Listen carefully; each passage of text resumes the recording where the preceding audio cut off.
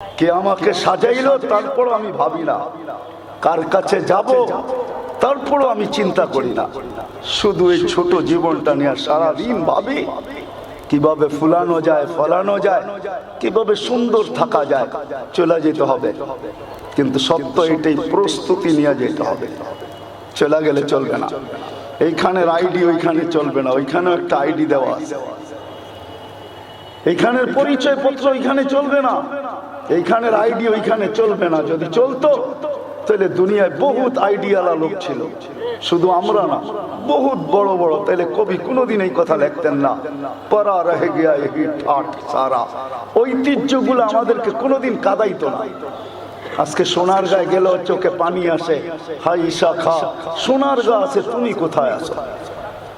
আজকে আহসান মঞ্জিল গেল চোখে পানি আসে, আহসান মঞ্জিল আছে নবাব আহসানুল্লাহ, তুমি কোথায় আছো?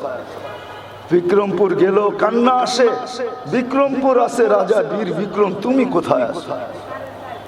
মদিনা মুনাওয়ারা গেল কান্না আসে, দোজাহানের বাদশাহ আপনি ছিলেন, আজকে কোথায় আছে? আমরা তো না দেখেই ছালাম দিই।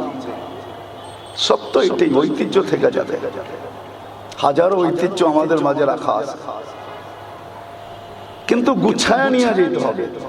এটারই ভাবনা ভাবা উচিত যে চিরস্থায়ী আমার কি হবে, ক্ষণস্থায়ী নিয়ে তো আমি ব্যস্ত।